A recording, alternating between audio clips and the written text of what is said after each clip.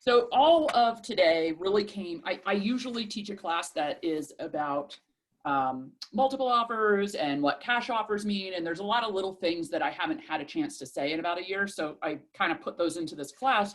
But the reason I'm teaching this now is there was an incident in here that might not have been a big deal, but I wanted to kind of relate some of the story. And to have it start, I just want to say that real estate is obviously one of the most stressful careers you can have. It's one of the most scary careers you can have because there's so many things that could go wrong. And you have to know your stuff in order to be a good agent.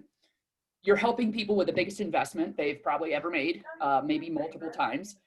And it takes only, 3 months for us to be a licensee. So it's not like most jobs where if you're in a place where you're making these huge decisions for people, it takes years and years for you to go to school and do all these other things. So just because it only took you guys, some of you, a few months to get your license, it's about that dedication to the career that you have to dedicate yourself to the pursuit of knowing your stuff and the pursuit of knowledge and the pursuit of expertise. And that has to do with real estate, but it also has to do with social interactions and with communication. You want to be good at the things that are still a part of real estate, but they have to do with how to make sure your customer is going to get what they want. So if you are really good technically with what the contract says and what this means and which form you're supposed to use and all that, you'll meet some people like that in real estate, but they're terrible at communication. They're more like a bookworm type person. They could still screw up every deal because they come across the wrong way. We had somebody today, they were talking about an agent that is really, really successful, but has been coming into transactions in the last year saying, let me tell you what's wrong with your house and what my customer is going to destroy and get rid of. And this is why we're offering a low offer. And it just immediately insults that person. So it doesn't matter sometimes. If you're really good at one thing, you also have to be really good at that communication piece of it so that if your customer really wants something, they say, oh my God, Jeremy, I want this house. I don't care how much I pay, that you can get that house for them and you can get the best price you can. And then it's a balance of the two. So you're going to get into real estate and you, Jeremy, you've been in for a while. Adrian, you've watched this for years. And you see some people in their transactions that are really relaxed and they're really like, it's just another day. They take each day at a time. They don't let things get to them. Or if they do, maybe they're not letting you know that. They're just very relaxed about the whole thing. And I don't want that ever to be you, at least for a couple of years until you understand this stuff. And what I was thinking of saying, I come from that paranoid place where you're just really scared that something could go wrong. And I want you kind of to be like that, the rabbit that's like, okay, looking around in the transaction, okay, what could go wrong next? Like, how can I be 3 steps ahead of these 3 things that could happen? And what would I do if one of these 3 things happened? Like, what else do you have to do? Like, think about, okay, I got a lender issue. I could do this or I could do this. Like, just don't be afraid to brainstorm about all the different things that can happen in your transaction, but don't you be all relaxed about the transaction. It is super important that you're aware that things can go wrong, and it's never what you're expecting can go wrong. It's always something you hadn't thought of yet, especially when you're a new agent. So, okay, so where was I? Thinking about what could come next, thinking and not trusting, that's another one. I know we want to trust people, but you have to listen to your gut, and you will get a better gut feeling when you know real estate better. So it's like, ooh, they said that. And then a week later you go, oh, I should have asked them that question because they said that. And I was just thinking they were kidding, or I was just thinking this. I should have asked them that question. So let the little ticklers, the little red flags that you see something and you're like, don't be afraid to ask that question and find out more information. And then also when you're brainstorming with yourself, oh, what would I do? Like you hear a story. What would I do if that happened? Who would I call? What would I do to find out more information? And constantly that rabbit. Also, when you only have one deal, it is okay to every day be saying, what should I be doing now? What should I be doing now? How can I help the situation? Like, should I be working on this yet? Should I be working on this yet? But I want you to know to always, always, always use a checklist. There's a reason we created the checklist. We put a lot of time into them to make sure you're not going to forget any part of the deals, the buyer or seller side. And then always use your calendar. So I have one, the person that I was having, that shall not be named. They've been in business a while. It's nobody who's here. But I have this little trusty calendar, and I am hanging it on my cabinet so I can call them, because there were a lot of deadlines that they weren't paying attention to, and they kind of let it slip. And then they saw that, you have an offer, and then you have a counter, and then you have another counter. Well, this counter went away because you had a counter here that was signed by both people. So all it matters is this one, and they go together, and that's your contract. She was thinking, well, I gave it away, it's a female, but it doesn't matter who it is. She was thinking, oh, well, all those other counters, also the language in there counted. So she had no idea what her dates were. She just didn't know anything. And it was very like, oh, it's no big deal. The other side's in this office. They're going to be nice to me. So that not wanting to trust people a little bit with the other side, like the agents. Yeah. If they say, I'm going to get something done, you want to trust that they're going to get it done, but you might want to ask them the day before, hey, I know you said you were going to get that to me tomorrow. Just wanted to remind you, just in case you forgot. Just to know that it's always your fault. It's always your fault if something goes wrong. I want you to kind of think that, so that you get to be that expert quicker. Because if you have that mentality, you're going to make sure that things get done. And even if it is in this office, the other side, know that I don't want you to just, like, you're working for your customer, especially if you're working as a buyer or seller agent. You're not going to just spill your guts and say, oh my God, Jeremy, you're on the other side of this. Let me tell you all the stuff going wrong on my side. Like, just zip it. Like, come to me and talk to me. I am your boss. Like, it is okay to come in here and to tell me everything that's going wrong, and I can help you with it. But you don't want to be telling the other party no matter what, because you don't want them to think you're an idiot. Like, if you're spilling your guts and it's stuff you shouldn't be saying, and it also makes them question whether the deal is going to go through. You want to have that confidence. Like, I am going to get this closed for you, and you are not going to be afraid you took our offer. That sort of mentality is really good. So in wrapping up that section, I wanted to just say it's really difficult to have a good job in Durango, Mancos, wherever you guys are living. It's hard to have a good job here that pays really well. And real estate is a very profitable career if you do it right. And it's also hard to find a professional job around here. So I do not hire lightly.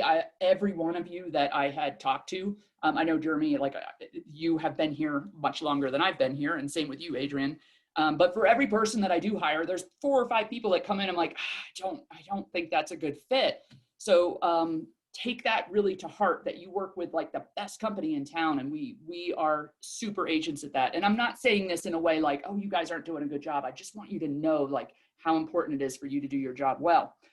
So always try working with other agents. So if whoever that other person is in the job, you want to work with them. Even if it's a buyer agent, seller agent, you don't want to be argumentative or to fight, because it's always better to work with them.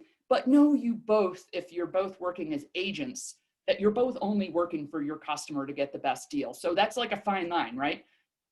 If your seller wants that person to close, you need to work with the buyer's agent, no matter how much they don't know, to try to get the deal closed. But you're still representing your seller, and you still are telling them everything they need to know. So there's that working with them in order to just work for your party. But the second your seller says, I want to go with this other offer, you have to know your stuff to know, okay, can we terminate this offer? Can we somehow work it to get with this person? So there's all these like little challenging things you need to know. You also meet, oh, okay, that's another thing. So if you have a good relationship with someone, that usually happens when you're in our office. But also if you get involved in the community and you happen to know someone from around town, now you're doing a deal with them, whole different ballgame. So I can still be super friendly. Hey, Hosea, it's so good to see you. We used to work together. I'm so glad we're doing a deal together. But remember who you're working for. You are working for your customer, and you are still in a very professional type relationship in that way. And so what you wouldn't be doing is saying, you can call that person and say, hey, I'm new at this. I'm just wanting to know, like, you said this, do you know who that irrigation person is I should call? Do you have that information on hand? Oh, no problem. I'll go find it out. That's kind of how you would ask things, not, hey, I'm new at this. What should I do? Because they're not your boss. They don't owe you anything. Even if you know them, especially if you don't know them, don't be saying this. There's a whole agency in town that spits out new agents and they last a year and then they're gone. but they don't do a lot of training. And you'll find when you're in a deal with those people, they will come to the other side and say, what am I supposed to do now? I got it under contract. Do you know what I'm supposed to do next? Like, because they have no guidance. So I am your guide, and don't be afraid to ask me questions, but don't put too much on that other party and think, oh, they were so nice to me, I'm just going to like ask them all these questions. Our office is super helpful to each other. We are a team, but just, it's a fine line. You just, if you're under contract with someone, it's one thing to be like working in the office and someone else is here and maybe I'm not, and you're just like asking a question, like nobody cares. You're new, people want to help you. But it's another when you're in a transaction with somebody and you're kind of putting it out there. I have no idea what I'm doing. And that's what happened in this case. Not only were the deadlines ignored, not only were some of the communication things totally ignored, but they made a call that they shouldn't have made. And they said to the other agent, I actually have no idea what I'm doing. And it was $1 million deal. And they're telling the other agent there. So now the agent doesn't have confidence that they're actually going to close it. And when you talk to the agent, they're like, oh, I knew what I was doing. I was just talking. I'm like, you just don't just talk. This is professional. Like you don't do things like that.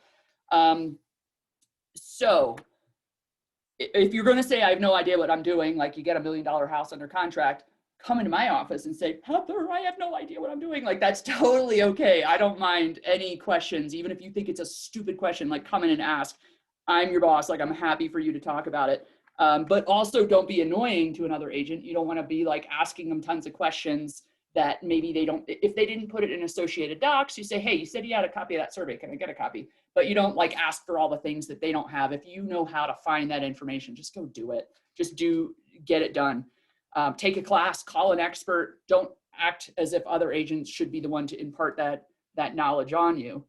Be as quick as you can to get yourself pretty self-sufficient in, I know how to use GIS. I know how to use the water resources. I know how to get like a well permit or a septic permit or call this person or who should I talk to? Like you just get to know people, take them out to a cup of coffee and you'll learn a lot.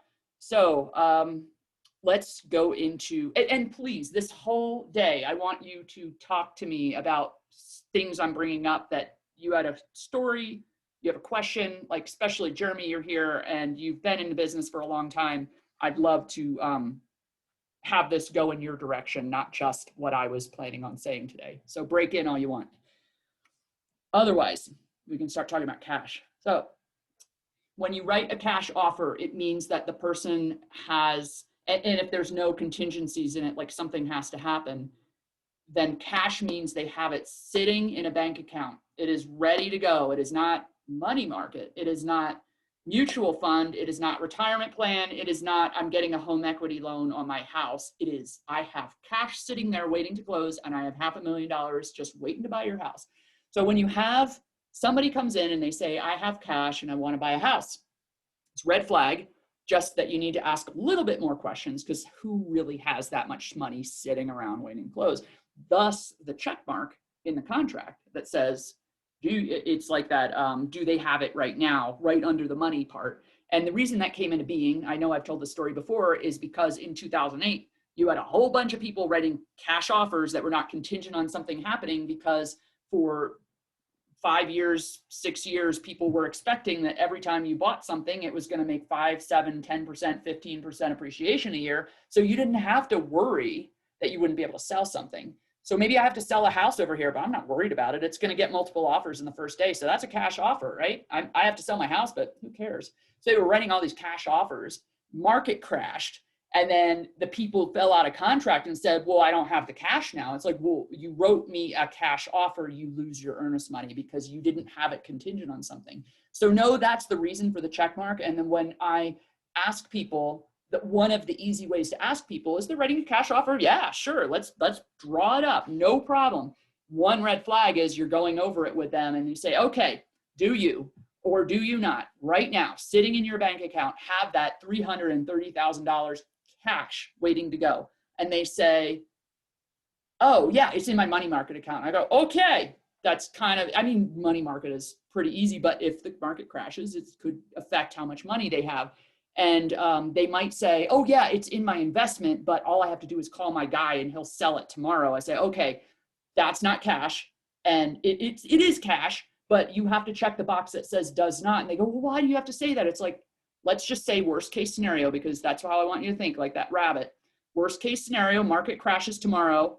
It's telling the other party, yes, something has to happen. And then if they ask the question, well, why doesn't he have the money? What has to happen? It's like, he just has to call his guy.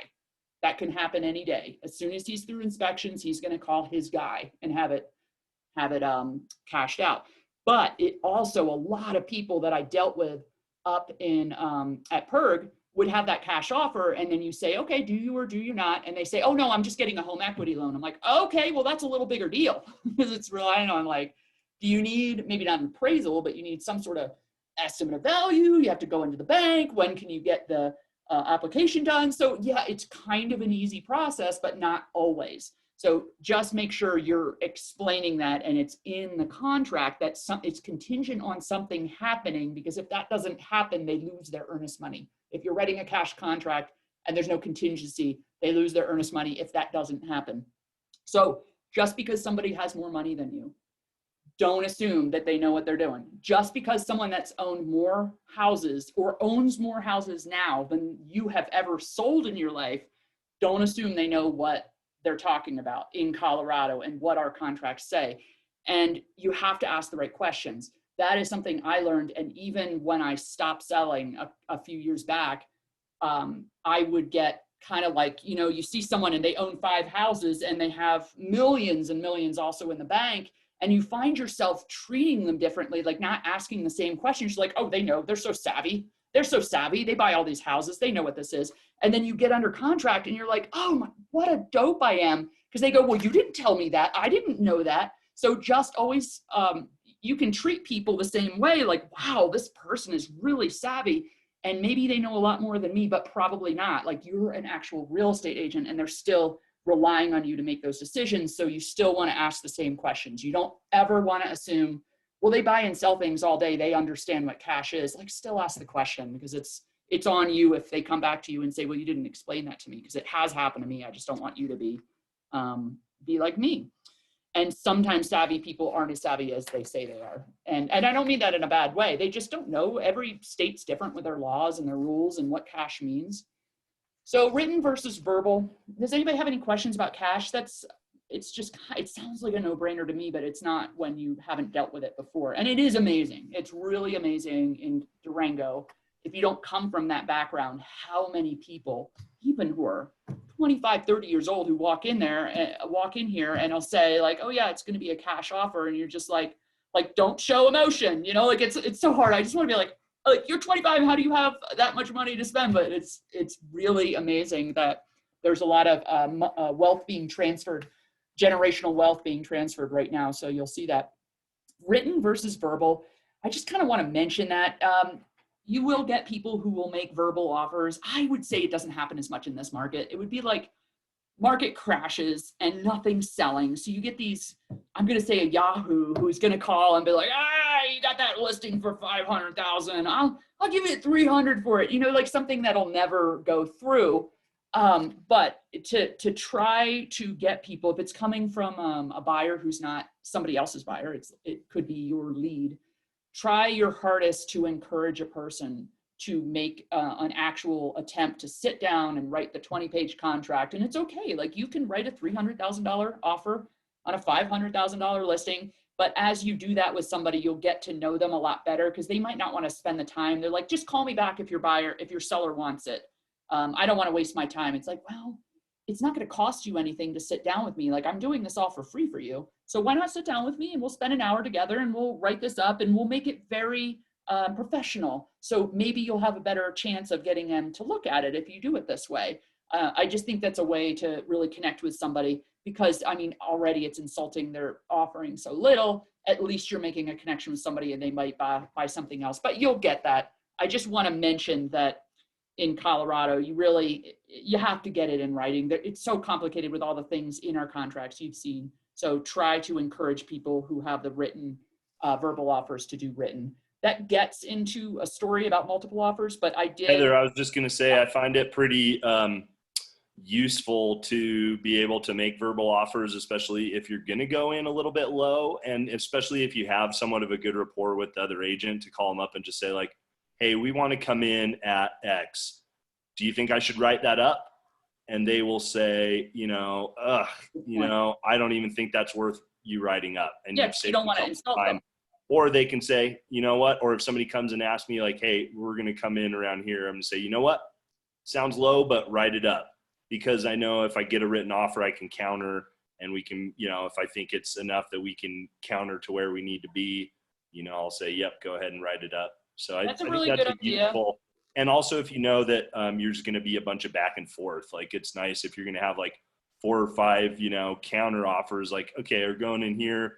Okay, how about this? Back and forth, follow up, verbally. And then once you kind of agree on a framework, then go ahead and write it up. And that can save you a lot of time and effort. But on the same note, if you have somebody, and I just thought of that, I wouldn't have thought of this if you didn't say that. If you have someone that also in a worse market, let's say the market is not crazy, it's going to change. Markets always change if there's anything consistent. The house is for sale for $300,000, and you have somebody that's squeaking in at $280 that they can't afford a penny more, and they really love that house, but you don't want to go see it with them because you don't want to get their hopes up because they can't afford it, and you don't want to have them always think of every other house, comparing it. Well, it's not like that one, but it's like, well, you can't afford that one. A lot of times I'll ask that buyer, like, look, I hope you don't take offense by this, but I know you can't go above 280. And if you were to go in and see a house and then write a 280 offer on it, you could really insult them and then they don't want to work with you. But if we tell them first and say to the other agent, like, look, I got somebody that can't go above 280. If that's out of the question, we're not even going to go see the house. But if it is possible, you think there's ever a possibility, we're going to go see it. But anyway, it's in, like, they've had the conversation. So then the seller is more open to the offer when it happens. So let's say, it's overpriced. Like, no, it's at 280. It shouldn't be at 300. But to make that call first, then you're going to have a better chance of getting it together, just like Jeremy said, because it softens it. It's not like the seller's so excited they're getting a showing and then they get this offer and they're so bummed. So it sets them up better. But yeah, good point. I had multiple offers, something that Kelly said yesterday, or she said it a couple weeks ago, but I talked about it yesterday in the meeting, is when you have multiple offers, like how to make it easy on the other agent. I had one once. I had really bad luck with an agent that I would watch her business. She'd go on these like 3-week, 4-week vacations, and I would have like the worst, hardest deals to deal with. And I'd go away for 10 days and like nothing. It would be crickets. So every time she went away, I was just like, oh my God, I can't believe I'm dealing with this. It's not even my listing. And everybody in the office would laugh. They're like, of course it's happening to you because she just left town. But I had 4 offers on one of her listings in a time that you weren't getting 4 offers on anything. And one of them was verbal because he knew there were 3 offers on the table. And it was a realtor too. Like, he should know better. My person wouldn't even look at it. They said, we have 3 offers. These people took the hour to write it up. Like, yes, we would have waited an hour for you to write something up, but you didn't even bother. It makes it look like you don't care. So they just didn't even consider it. Plus, it kind of showed his personality too. If you have anything more on that, like, seriously, just break in. But I'll just keep moving on. So multiple offers was another thing I wanted to talk about. And that is what we're seeing a lot of today. So I'm going to put it out there to you. Can you all get off your mute if you have something to say? What do you think you could leave out of an offer? What do you think you could do to simplify your offer if you're trying to do something and there's 4 other offers on the table? Obviously price. I'm not even going to go there. Like, price, the better you offer, if you know it's going to appraise for that amount, is a good thing. What are other things? What would tight inspection deadlines is probably the biggest. Yeah. What about leaving things out?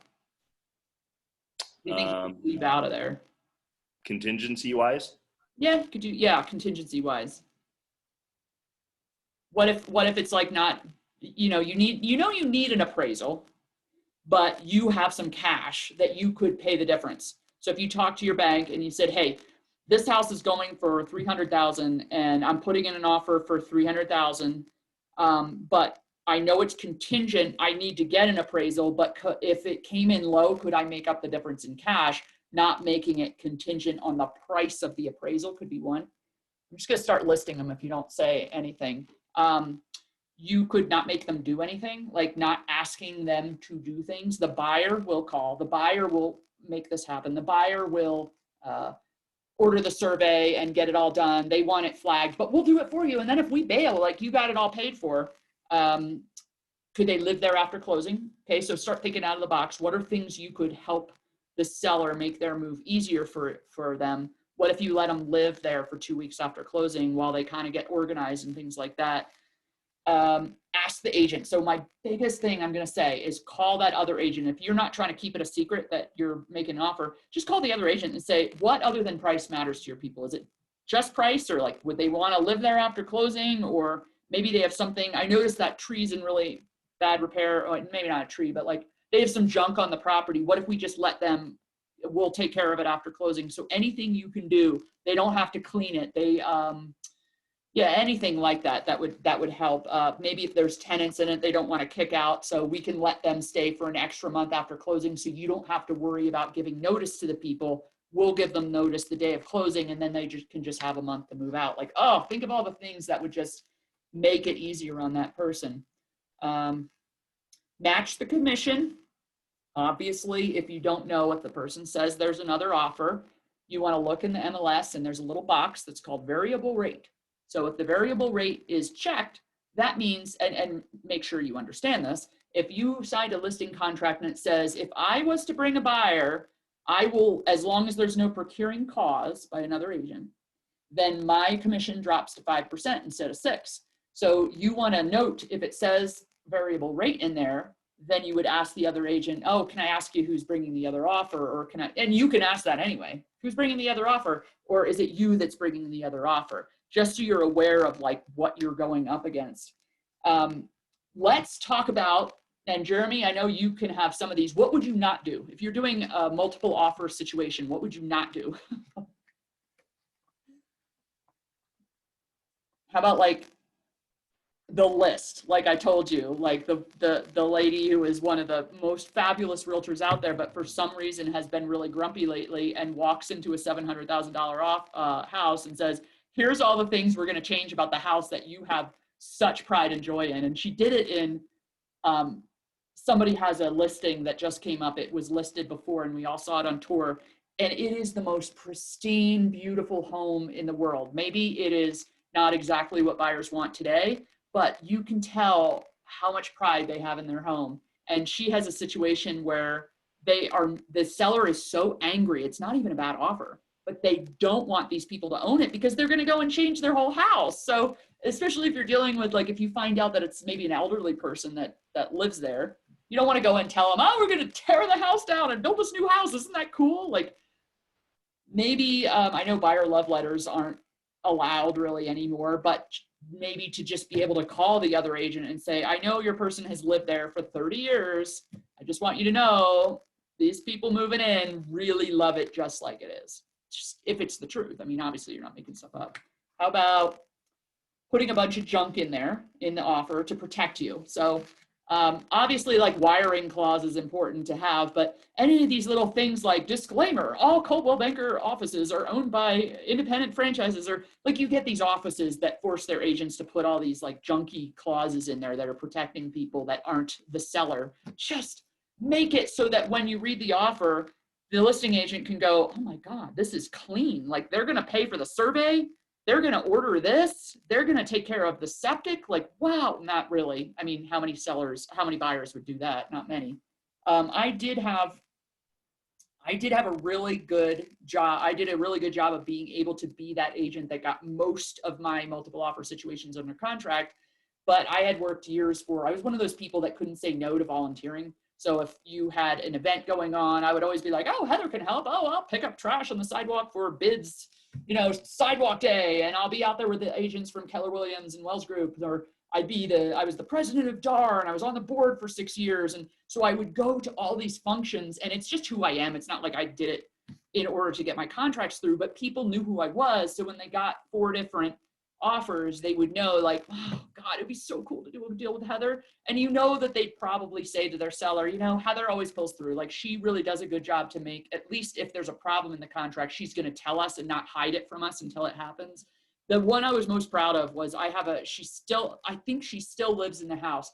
There was a house on like 4th or 5th, really, really cute house. And it was a nurse that wanted it, single woman.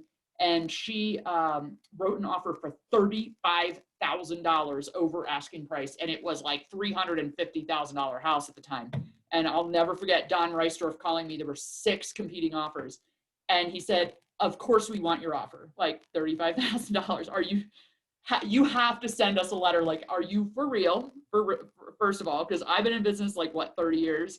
You've been in business about 5. So how do I know you're not kind of pulling a wool over my eyes?" So I had to have a statement from a banker that says, yes, she actually has some cash saved up. And he made me take out the appraisal condition, obviously, so that if it didn't appraise, it was fine. Like, she'd come up with the money, and she paid $35,000 more, but it's over 10 years more, and she's still in the house. And so you have to have that conversation. Like, are you real? Like, you really want to do this?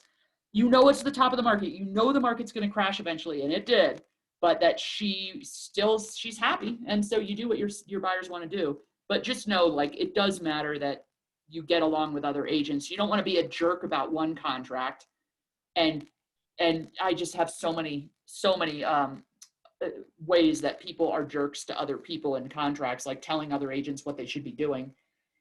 And then you go and your buyer really wants the person's house a year later, and you're trying to get the deal through, and they're like, nope, sorry, my seller wants to work with somebody that's nicer and actually wants to work with the other agent. Make it perfect. Okay, so spend your time. There are people who are top agents and they still leave a lot of blanks in the contract because they sort of feel like, if it's not included or if it doesn't matter, I'm just leaving it blank. Be very perfect about the detail you put into the offer. And I'm putting NA here and I'm putting none here. Try not to do TBDs. If it's easy for you to look up a well permit number, don't be doing TBD. Just put the well permit number. Show that you care and show that this is like very important to you, that you get this under contract. Because if you're spending that time to put an offer together and I read it, it just means more to me as an agent. And I know I'm going to impart that to my seller, that like, wow, this person, I know this doesn't really matter. The offers are both the same. But when I did that one with the agent, that she's not here anymore, she's doing something else, but she had 4 offers that came in. The one guy was verbal, so he was off the table. And it was a couple was getting a divorce. And they were sitting in a room and they didn't get along at all, but they were trying to decide between these 3 offers. And they were all exactly the same, like 3 offers, all within $500 of each other. All FHA loans, all the dates and deadlines were the same. And it's really hard sometimes to make a decision. And they just look at you and like, is there anything else you can tell me about these? And I'll say, okay, well, I know this doesn't matter, but I will tell you this person took a lot of time to write this offer together. And these people, I don't know, it probably doesn't matter. And they'll go, okay, let's just go with that. It matters. So just spend the time to do it. Yeah, can I add 2 things, Heather? Absolutely. Go ahead. One is just going back to something you said about like reaching out to the other agent before you write an offer. Like I can't almost think of a situation where you would not want to do that. I mean, maybe occasionally you're trying to get a secret offer in, but like, 95% of the time I want to reach out to the other agent beforehand and just ask if there's anything that can make the offer more palatable to the seller, because it could, so many times it doesn't even come down to the price. It comes down to some other, situation that, needs to be resolved. And so if that can be figured out ahead of time, then you're already halfway in the door. The other thing is exactly what you just said, like how important it is to fill out your contract completely and correctly, because and it's a point of pride for me to be able to like write an offer that I know that the other side can just sign. Yes, instead of having to counter, because how many offers do you have to counter just because somebody didn't click a box to say who's going to pay for the OEC? And it's like, an agent that's more experienced than I am. And I'm just like, are you kidding me? Now I have to go through the whole process. But also as a seller's agent, gosh, that just opens the door for me, because if there's like some other thing I want to counter on, but I'm like on the fence about whether I'm even going to counter, well, you just given me the full opportunity to do that. And so I'm going to take full advantage of that and not only get what you screwed up and forgot to put in the counter, I'm going to go grab something else for my seller as well in that process, because you've given me that opportunity. Whereas if you would have just clicked that box, then, hey, maybe I'll just let that go because it's not even worth it. But if I have to counter anyway, and you're going to make me do that, and so especially in a multiple offer scenario, go in high enough and go in clean that they can just sign it, without having to do anything, create more work for people. That's just amateur hour. Totally. And that's what Kelly said is the offer that they ended up signing. I mean, you think you have that many offers, and they ended up signing one that wasn't exactly the price they wanted, but they said, I just don't want a deal. Like, can we just sign this? Can we just be done? Because they're so overwhelmed with the fact that you have so many offers sitting there. They're just like, can we just be done with this? I just want to go home and sleep. So they didn't want to counter, and that's very true. So if you can put something in front of somebody that they can just sign, and then it always opens the door for a different price, doesn't it? So if you offer anything, if someone can just sign it, they will. And what I'll tell people when I'm doing an offer with somebody, let's say it's not multiple offer, but I'm doing an offer with my buyer, and they go, what do you think? Like, I was thinking the house is for sale for $400,000, and we were thinking of coming in at 385 or something. And I'll say, and I can't answer that question because it's their choice what they want. Even if as a buyer's agent, it's their choice what they want to offer. I'm like, that's fine if you want to do that, but let's think about these things. I can tell you some psychological things. So you have to put yourself in their position. The house is vacant. That's all you know. You don't know if it's like a family with a kid going off to college. You don't know what the deal is. You know that they moved. They want to get out of this house. They've had it on the market this long. Like, this is what you know about them. Now put yourself in their position. You're getting an offer for what is that number that you will just sign? So if you can get it close enough to what you think they will just sign, they probably will. But if you go even a little skosh below that, if let's say, like, here's the situation. If you offered $390 on a $400,000 home and they just sign it, you're under. But if you offer $389, or let's even say lower, you could be paying more for that house. Exactly. Because they could come back at $390, but they're not going to. They're going to come back at $395. So now you spent more money, $5,000 more money, because you didn't just make something they could sign. This is the most important, like, psychological thing that you can think about in the whole process, because, exactly what you just said is, like, it's hard to get your buyer sometimes to make an offer that's high enough that it can just get signed, because if they come in too low, they're going to end up paying more in the end because the other side's going to counter even higher. But if you can find, and if you study your comps and you study the situation and find that number that is so close to where they want to be that they'll just go ahead and sign it, you're going to end up paying less than if you come in lower and have them counter back higher. That's like the most important thing. And people will, when you get good at this, they will say, like, oh my God, we got this house for that price. Like, how did you know this? It's like, it's just psychological, and it usually works. Doesn't always work. But the other trick is you got to think, like Gina told me this a long time ago. I'm a science person. I'm a numbers person. And if the house is 400, I put 400 on it. That's what the price was. And she goes, just put 399. That's what everybody does because it's psychological. So the person has the house on the market for 400. And then you want to make an offer for 378. And I said, if you're putting 378, just make it 380. Put that 8 number on it, because psychologically, anything in the 370s feels so terrible. Whereas a 380, you're like, okay, it's not so bad. So that's another psychological trick that you want to get that, like, like, okay, the house is for sale for, let's put a different number, 425. And you want to come in at 397. You're like, no, put a 400 on it. Like, just get that number up to 4 so it psychologically feels like it's closer. Isn't that crazy? It does work, though. It really works. And on $1 million properties, if it's priced anywhere near $1 million but over, be careful about coming in under $1 million, because the seller is always going to want to see $1 million if they want to tell their friends that they sold their house. Exactly. So if they want to come in at $999, you better slap your client and tell them to put an extra 1,000 on it. That's true. And then there's other things that happen when it's over $1 million. I can't remember what it was. It has to do with title insurance, or something becomes a lot more expensive as soon as you hit that $1 million mark. And I don't know enough. Anything you've learned over the years, Adrian, from what Mike's done?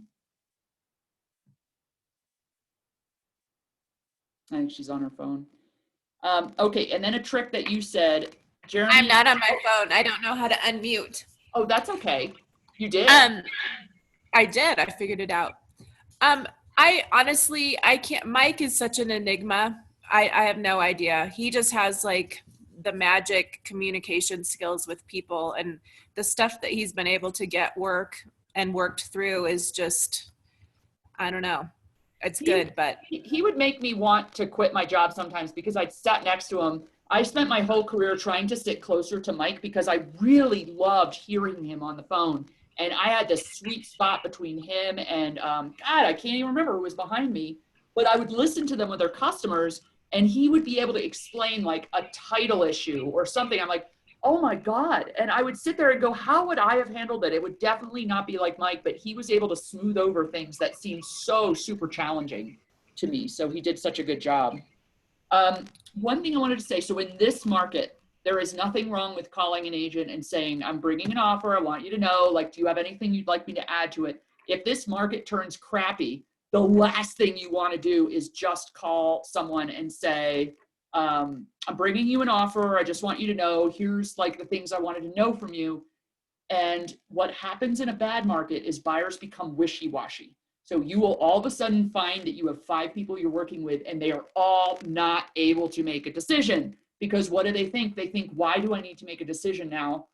It's going to be on the market in a week or 2 weeks or 3 weeks. Nobody's selling their houses and the rates are all the same. They're only going down. So I'm just going to sit around and think about it for a while. So when you have this buyer who's like, I'm so excited, I'm going to make an offer. And then you call that agent and go, I'm putting this offer together. And then you call them back and you go, why didn't you pick up your phone last night? I thought we were writing the offer. They go, oh, and we started thinking about it. They're like, but you said you were writing the offer. And now these sellers are sitting there going, well, where's my offer? Where's my offer? And it's like a week later and they finally put the offer in and they're like, you're all wishy-washy. You don't want my home. So it gets all psychological that way. So the trick is you can still do it.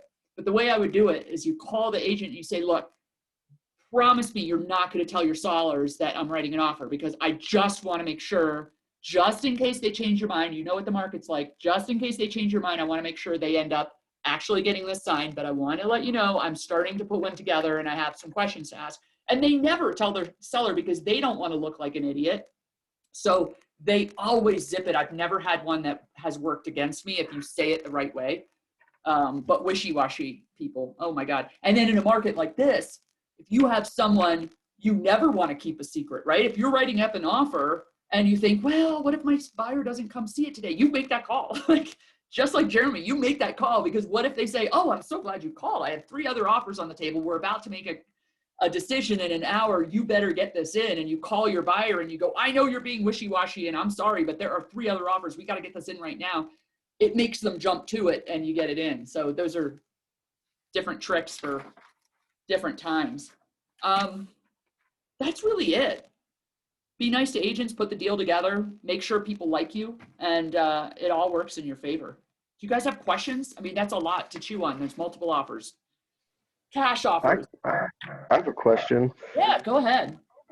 So let's say I'm selling a house and it's already under contract, maybe even a little bit below asking price. But at what point can the seller back out of the deal if they get like a more than full price offer sometime during being under contract? That's a really great question. There's 2 scenarios. There are probably, I'm just putting this out there, I have to start counting it today. I would guess half of the offers that are coming in right now, never happened in my career, half the offers coming in right now, contracts, not offers, are all contingent on somebody's house selling.